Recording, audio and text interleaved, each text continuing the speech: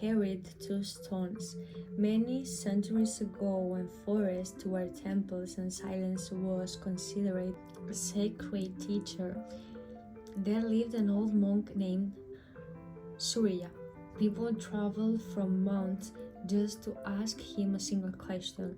Some wanted wealth, others wanted peace, many wanted enlightenment. Yet Surya almost never gave direct answers. Instead, he would smile, hand each visitor two ordinary stones, and say only one sentence: "Return when you understand the difference between them." Most people believed it was a riddle. One stone was smooth from years beneath a river. The other was rough, broken, and covered in cracks. Scholars argue they represented good and evil. Priests claimed they symbolized heaven and earth. Philosophers wrote long scrolls explaining their hidden meaning. Surya simply listened. Then he handed the stones back. "You are seeing your own mind," he would say. Among those visitors was a young man named Tenzin. Like the others, he refused to leave. "I will stay until I understand." The old monk nodded. "Very well." Life at the monastery was simple. Wake before sunrise, meditate, work in the gardens, share food, remain silent until evening. At first, Tenzin believed enlightenment would arrive like lightning, a single brilliant moment that would erase every doubt. Instead, he found only boredom. His knees hurt during meditation. His thoughts refused to stop. He became irritated by the sound of words, annoyed by the rain, angry at the other monks for chewing too loudly. One evening he stormed to Surya. "I've been here 6 months. I've learned nothing." The old monk poured tea into 2 cups. He kept pouring even after both cups overflowed. Tea spilled across the floor. "Master," Tenzin shouted, "the cups are already full." Surya stopped pouring. "So ease your mind." Months passed. One day, while sweeping fallen leaves, Tenzin noticed something strange. No matter how carefully he cleaned the path, more leaves continued to fall, again and again, hour after hour. Finally, frustrated, he threw the broom onto the ground. "What is the point?" Surya picked up the single leaf. "When this leaf fell, did the tree fail?"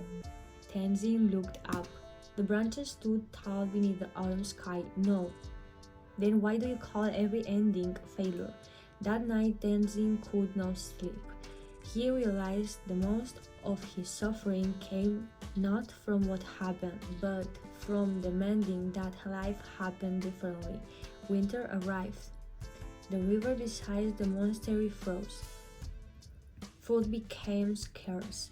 The monks ate only rice and herbs. Yet they laughed more than ever. Tenzin couldn't understand. "How can you smile when you have so little?" Surya asked. "Compared to whom?" The question lingered in his mind for days. Compared to kings, he was poor. Compared to the starving villagers nearby, he was fortunate. Compared to yesterday, nothing had changed. Compared to tomorrow, no one knew. He suddenly understood that comparison was a game with no finish line. The mind could always invent someone richer, wiser, stronger, or happier. From that day on, gratitude became easier. Spring returned. Flowers covered the mountains. One afternoon, a wealthy merchant climbed to the monastery carrying gifts of gold, silver, precious jewels. He bowed deeply. "Master, I have everything, but I cannot find peace." Surya asked him to hold a large rock. The merchant obeyed. After 1 minute, his arm felt heavy. After 10 minutes, he began to ache. After an hour, he could barely stand. "When does the rock become unbearable?" Surya asked. "It grows heavier with time." The monk smiled. "No, the rock never changed. You simply refused to put it down. The merchant began to cry. Everyone understood he was no longer talking about the stone. Year passed. Tenzin slowly changed, not because he gained more knowledge, but because he stopped arguing with reality.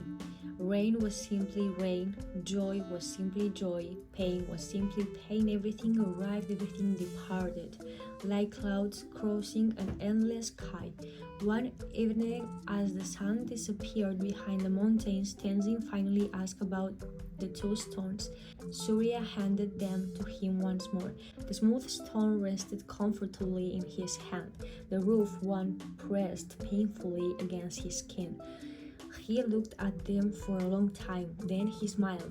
There is no difference. The old monk remained silent. The smooth stone pleases me. The rough stone does not. But that difference exists only in my mind. The stones simply are.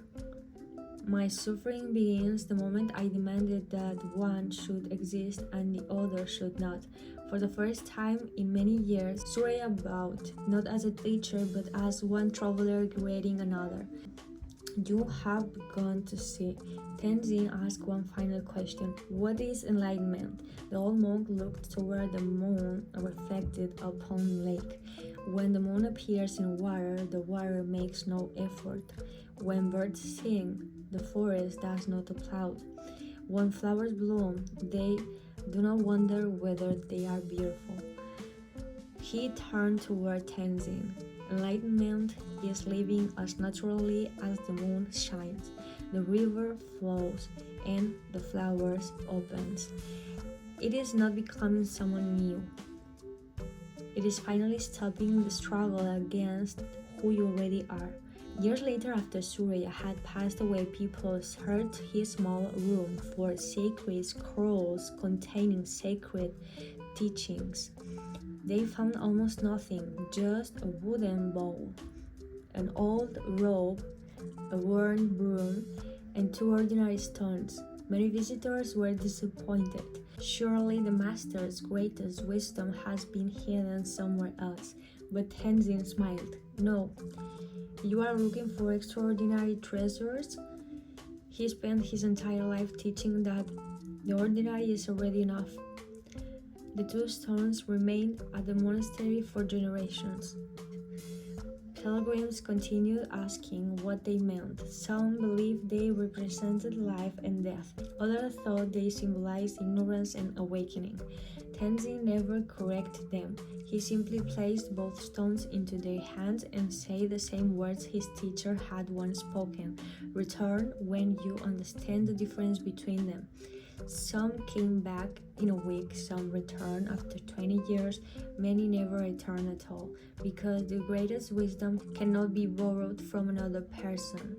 It must be discovered in the quiet place where the mind finally releases its grip, where nothing needs to be added, nothing needs to be taken away, and life, just as it is, becomes enough. For that is where freedom begins.